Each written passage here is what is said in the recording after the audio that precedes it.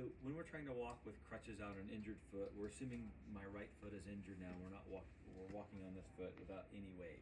So first thing when you walk with crutches is we always want to make a triangle where the crutches are in front of our foot, or as we come forward, our foot's in front of the crutches. So if we're making a triangle where here's the base and here's the tip of the triangle, we have 1, 2, 3 points. This is a line. This isn't very stable. If I lean back, I'll land on my foot. If I lean forward, I'll have to land on my foot. But if we have a triangle here, then we're balanced as we come forward or back, we're stable.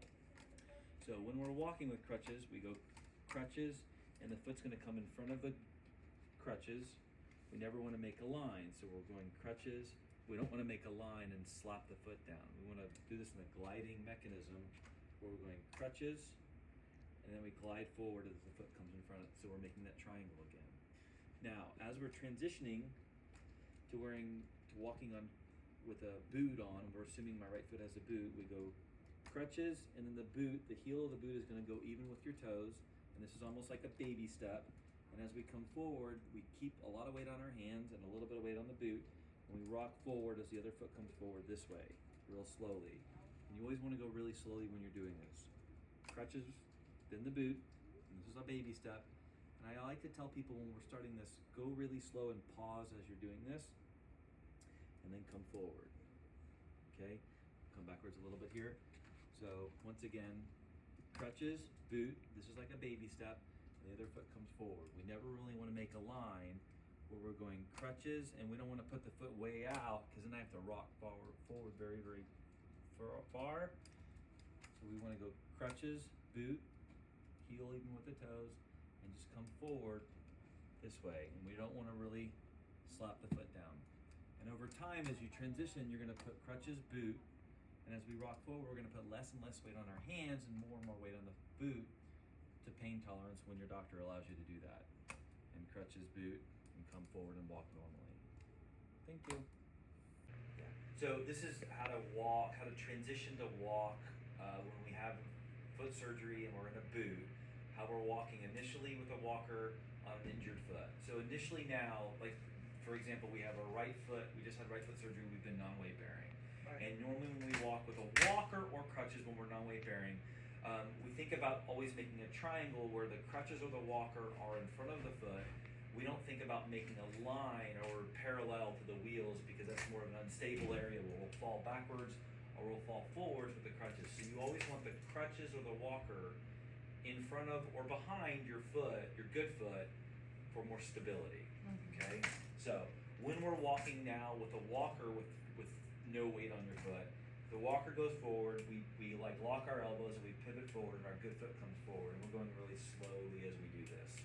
Okay, and this is a normal walk when we're walking with no weight on the foot, okay? And you really want this controlled so you don't have any issues and stuff. Now, as we transition, when we start walking, we move the walker forward, and then the boot, we're imagining my right foot has the boot on it.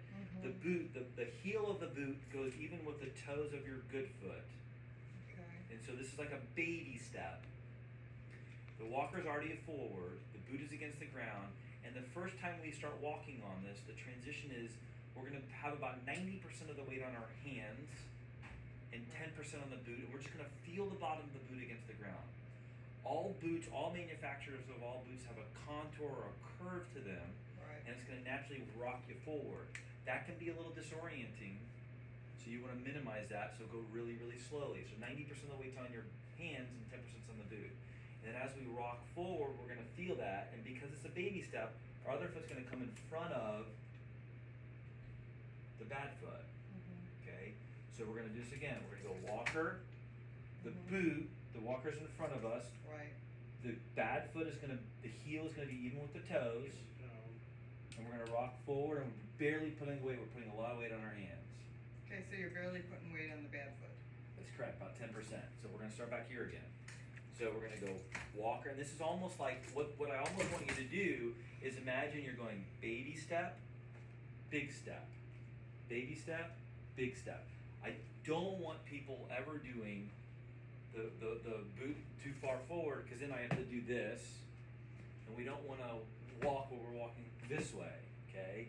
We want to go really slow. So it's almost like the Texas two-step, where we're doing baby step, big step, because you always walk one foot in front of the other, and it's difficult to remember that because we're not walking on it. So it's walker, boot, and then we rock forward. And then as time progresses, then we're gonna go, okay, walker, boot, now 75% on the hands and 25% on the foot. And then that will shift over time, over time. Get more and more weight on the foot. Exactly, The foot more and more weight get on the used foot. to it slowly. Now, most people's transition time from 0 weight, 5 to 7 days after surgery. I only had 4. 4 days after surgery. You did me fast. Right. So, depending upon the patients, depending upon the transition times can range from 1 to 3 days to even a 1 to 2 weeks of transitioning. But as long as we're doing it slowly, safely, and accurately, that's what we want to transition.